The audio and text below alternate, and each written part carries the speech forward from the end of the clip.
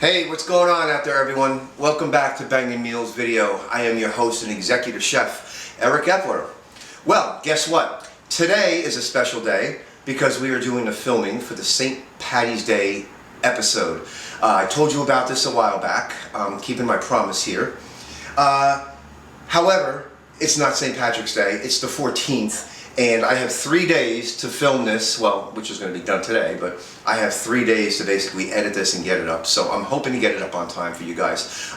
If not, then still watch it and you can use it for next year if you want to make it. But you can make Irish food anytime. So we're doing a special menu. We're going to start out with an Irish fish chowder, followed by some fish and chips, and then the grand finale is going to be corned beef or brisket in my Guinness gravy. Now, this is the one I was telling you about a few episodes back where everybody loved it and I sold out of it every time I made it. Oh, this is kick-ass, this is the best. I mean, people kept coming back for more. It's so delicious and it's just unbeatable. So you're going to see the making of that and you're going to see all the people around here that are going to be here, their reactions to it. So some of you out there might be saying, how come he's not wearing green? How come he doesn't have anything festive on? Well, there's an answer for that. Because this is going on YouTube and you can't have any logos. I don't want to get sued or have my video being taken down. So unfortunately, I could dress up later. Here we go. I got something green. How's this? I don't know. Well, I'm just messing around. So yeah, I have something to put on later. I am wearing one of my shirts, Eric's Bangin' Kitchen. This was designed by a friend of mine, her daughter actually. So they can't get me for this one.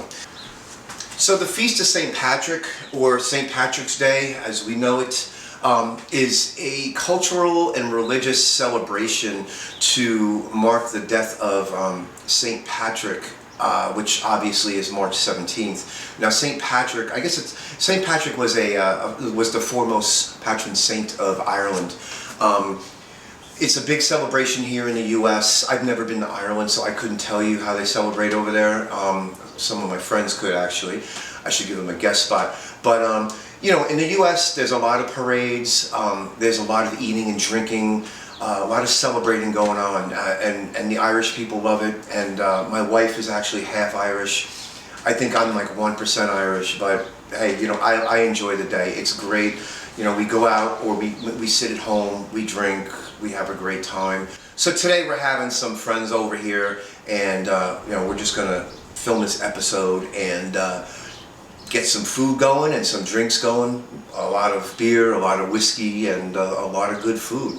And we're going to celebrate and maybe throw on some Irish music. You know, you can put on some traditional Irish music, or you can listen to some Flogging Molly or Dropkick Murphys. You know, that's what I'm going to be putting on in a little bit here. Definitely. We're going to get it rocking. This house is going to start rocking shortly, another few hours. But anyway, enough about me talking here. Let me start getting our ingredients ready because I'm going to run out of time and I don't want to do that. I'm going to get the ingredients ready. We'll go ahead and we'll show you what we're going to make. Alright my friends, we've got these bad boys in the Dutch ovens. Our briskets along with all the necessary ingredients, which I'll run down shortly. I had to go ahead and start this. Usually I do the ingredient list first, but I am running out of time. I found myself chasing down last minute ingredients this morning, so I lost an hour and a half. Anyway, so yeah. What we're doing is we're bringing this to a slow boil. You can see that it's starting to bubble slightly. Once it comes to a slow boil, we're going to go ahead and put the lids on the pots and we're going to put them in the oven. Are you guys ready to go ahead and talk about those briskets I put into that oven? I bet you are. Just a note, I made 2 of them. I'm going to have some friends over and we're going to go ahead and drink whiskey and listen to Dropkick Murphys and raise holy hell and scare the neighbors. No, I'm just joking. We're just going to hang out and have a good time and eat and drink. Anyway, most importantly, you need a Dutch oven. Okay, the Dutch oven is where you're going to cook your corned beef. Make sure it has a lid. They always come with lids, but just make sure. As far as ingredients go, you're going to go ahead and you're going to start with a 3 to 3.5 pound brisket, or corned beef. I keep saying brisket, it's the same thing, but you know what I mean, corned beef. It could be larger, just make sure it fits in your pot and just realize it might take a little longer to cook. Now before you put that corned beef into the Dutch oven, make sure you rinse it well and get all that gook off of there, and then pat it dry, and then go ahead and nestle it inside the Dutch oven. Then you're going to need 24 ounces of Guinness. Bottle or can will work. Go ahead and pour that Guinness into the pot. Then you're going to need 1 onion sliced thin. Go ahead and cut up the onion, put it into the pot. 6 cloves of garlic smashed. Go ahead and put them in there. 1/4 cup of brown sugar, dark brown sugar. Get that inside the pot. And then you're going to need 1 tablespoon of pickling spice. You can use the one that comes with the corned beef, but that's only a teaspoon. You can find it, I found my pickling spice in a farmer's market, so I got a nice size thing of pickling spice that's lasted me about 6 months so far. But once you get everything into once everything's into the Dutch oven, go ahead and mix it up, and then like I said, bring it to a soft boil. Once it comes to a soft boil, turn it down, put it in a preheated oven of 275. You can go between 250 and 300, but don't go over 300, because what will happen is it'll cook too fast, the sugar will caramelize, and the Guinness will reduce, and you're going to have a sticky mess in there. Okay, so 275 is ideal. We're going to go 4 to 6 hours, and we're going to check it out every 2 hours, maybe give it a stir, or maybe give it a flip. Okay, we will come back shortly with the ingredients and directions for the Irish fish chowder, as well as the fish and chips. Talk to you in a bit. Alright everyone, let's go ahead and review the list of ingredients for the Irish fish chowder. You may notice there's no fish here. That's because I will show that to you later. It's in the refrigerator and I don't want to take it out and leave it out here exposed. Anyway, let's review the other ingredients. Let's go ahead and start with the heavy cream over there. You're going to need a 1/2 cup to a cup of heavy cream. Butter, you'll probably need 3 tablespoons of butter. 8 ounces of potatoes. You can basically use any potato you want. 4 ounces of bacon, smoked bacon. Salt and pepper, which is in the background over there. Onions, usually 1 onion. I like to put a little extra in, so I have a little guy there as well. Fish stock. 3 cups of fish stock, but if you don't have fish stock, like I don't have any actually, so I'm using my homemade vegetable stock. Vegetable stock will do as well if you don't have fish stock. However, if you have a bunch of like shrimp shells or fish crab shells or fish bones, you can actually go ahead and make a stock out of that. And but here we don't have the time, and I don't have all that right now on hand. Okay, continuing. Parsley. Your parsley is going to be the garnish on top of the soup. You just chop it up finely chop the parsley. The onions are chopped up as well. The potatoes, you want to dice them up in little pieces, and the bacon's going to be cut up and diced up and thrown in the initial pan to brown, and when the onions brown, the bacon will go in there with that as well. Okay, so let's go ahead and we'll get this started. Alright everyone, so in here we have the 3 tablespoons of butter, along with our chopped onion, our chopped bacon, our diced potatoes. We have some thyme, salt, and pepper. We threw a bay leaf in here. We're at the point right now where we're going to add our fish stock, or vegetable stock in this case. So the order you want to do this is obviously the butter. Melt the butter, then put your onion in for about a minute or 2, and then put in your bacon. Cook the bacon, but don't make it really crispy. Then once that's at that point, probably about 6 or 7 minutes, you want to go ahead and add the potatoes. Let them cook about 5 minutes. Add your thyme, your bay leaf, and right now we're going to add the stock, and we're going to let that cook about 10 to 15 minutes until the potatoes are softened. Hey everybody, how's it going? So we're in the process of cooking this food here still. The corned beef is still going. I think we're like 3 hours in. I checked it. It still needs at least another 2 hours, so that's going to go a bit. I've got the soda bread and the Irish butter ready to go.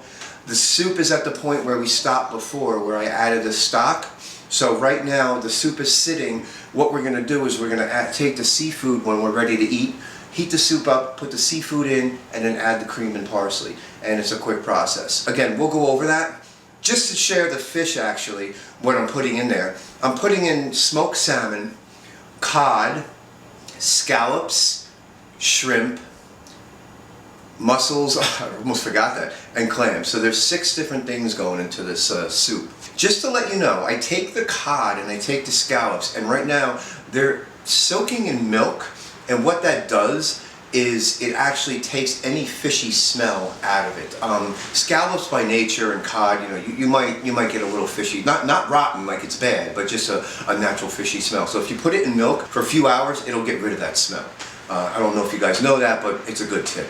As far as the fish and chips, what we're doing is I've got everything ready over here. So this is flour, baking powder, cayenne pepper, paprika, salt and pepper, all mixed together here. And what I did was I took half of it out, I put it onto a baking tray here.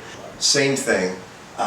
What we're gonna do is add beer to this eventually, and we're gonna put the fish in here, put it on the rack, and then add the beer, and then dip it in, and then go back. So you'll see that process later. Yeah. So I think we're looking good. We're waiting. We should have some guests arriving here in the next, I would say, 40 minutes. So, you know, I have a little downtime right now, which is cool because I've been going like a freaking madman trying to get this, you know, dinner ready. I mean, it's like I'm making, you know, 4 courses here for a few friends. But no, it's all good. It's all cool. In the meantime, I've got a Guinness to celebrate, and I've got some whiskey. I'm about to open up a door to madness right now. And we'll see where that takes us. No, I'm gonna sip this beer and behave myself, and then when people get here, I think I have a feeling some of them are bringing some goodies, like whiskey. That can't be good, multiple bottles of whiskey. I'm just messing around. Anyway, I'll talk to you guys in a bit. I'm gonna sit down and enjoy this and throw some tunes on. And in fact, I think I'll put some Dropkick Murphys on to get up in the mood here. Alright everybody, so we're going to go ahead and we're going to make our homemade tartar sauce for these for the fish and chips. So what you're going to need is you're going to need some mayo. I don't even know how much I put in here. You can, if you're doing it at home, you could probably just use a cup of mayo. I'm going to use some dill pickles here that were sliced up. I'm going to throw them in the bowl. Or actually they're diced. You want to dice them. And then some relish. We're going to add some relish. So if you're using a cup of mayo, you can use like a tablespoon or 2 of each of the pickles and the relish. I'm going to throw in some black pepper, kind of to your liking or to your taste. Here's some salt, some sea salt in there. And I got a little tiny bit of dill. I'm going to throw that in there as well. You really don't have to use it, but I have it, so why the hell not? And hopefully we got focus there, huh? And then I'm going to throw in some white vinegar. I'm going to put in maybe about that much, maybe like 2 teaspoons I put in there, but for a cup you might want to do like a half a teaspoon. Let's start out there and then kind of measure it, and again to your taste if you like it vinegary or not. Alright, so I'm going to go ahead, I'm going to mix this all up. Hey everyone. So I wanted to share a really cool tradition that's amongst the Irish in America, but mostly in Ireland. Something called drowning the shamrock. And what that is they take a shamrock and they put it at the bottom of a glass, and then they fill the glass with either cider, a beer, or Irish whiskey, of course. And what happens is after that they make a toast, and they either make the toast to St. Patrick, or they make a toast to Ireland, or just whoever's in the room. And what they do is they drink this glass with alcohol with a shamrock at the bottom, and if the shamrock, if you can get it down and drink it and swallow it, then obviously that's good luck. If it doesn't go down, if you miss it for some reason, what they do is they'll take it out of the glass and then put it over their shoulder and throw it over their shoulder, and that's traditionally for good luck. But no, I thought that was a really cool fact, or tradition. It's pretty wild. In fact, if I had a shamrock, I would do it right now. Hey everybody, right now I'm getting the shellfish done. This is a Greenpoint New Zealand mussels and cherry stone clams.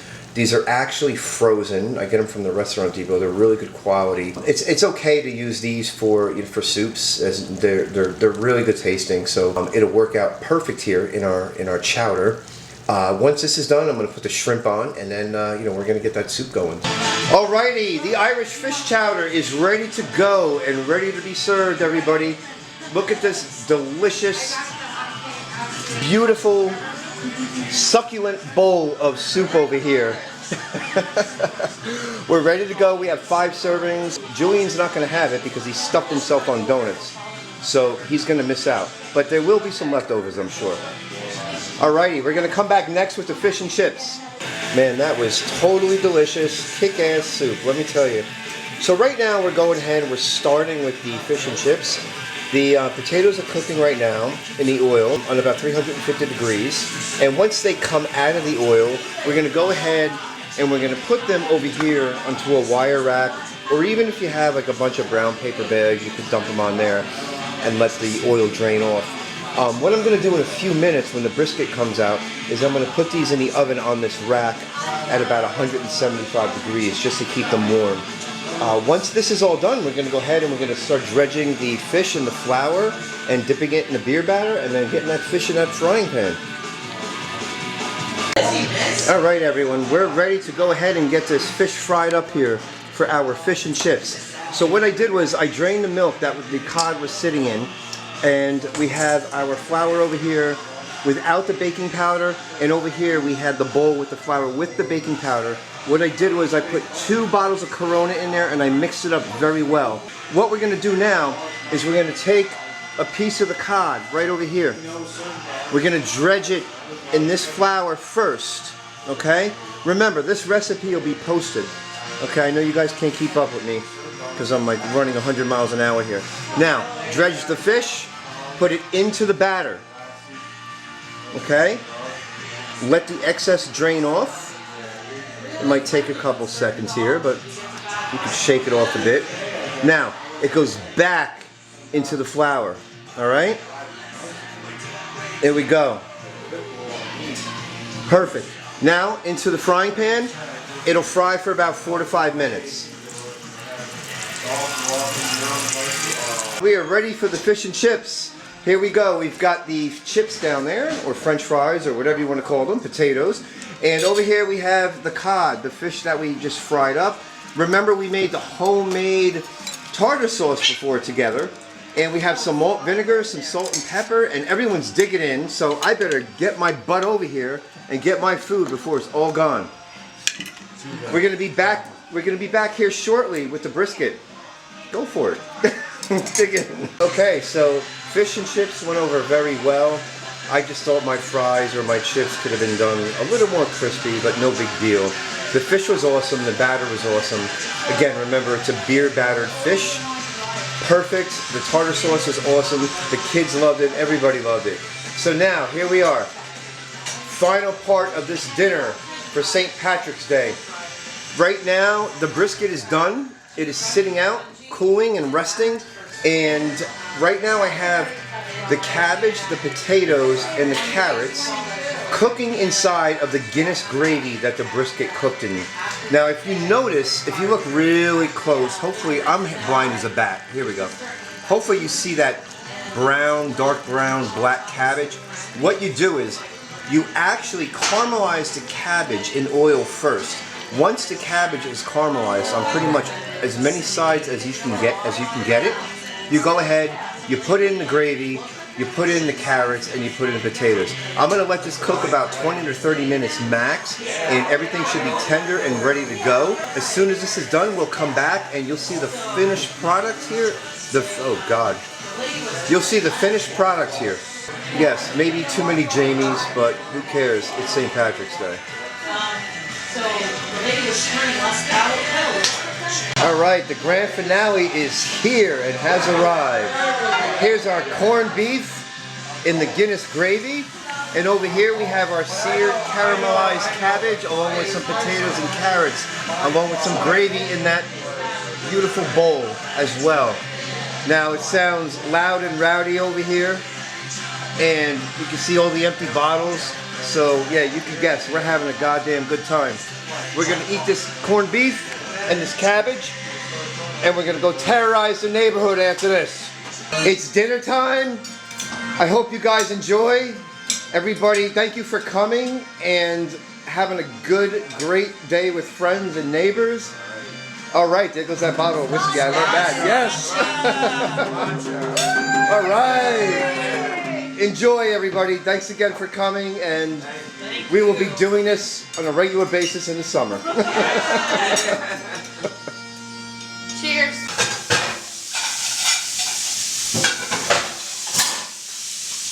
All right, everybody. I'm so glad you joined us for St. Paddy's Day.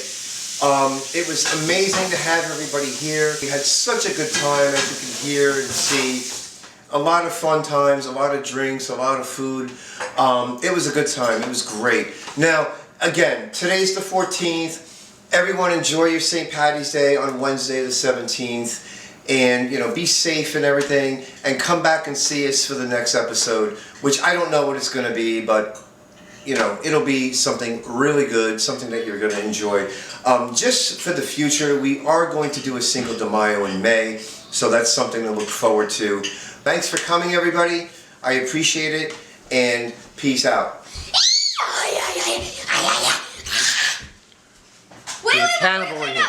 Before you cut it out, we need the duck in there. Oh, I'm looking over a four-leaf clover that I overlooked before. One leaf is sunshine, the second is rain, the third is the roses that grow in the lane. No need explaining the one remaining, it's someone that I adore. I'm looking over a four-leaf clover that I overlooked before.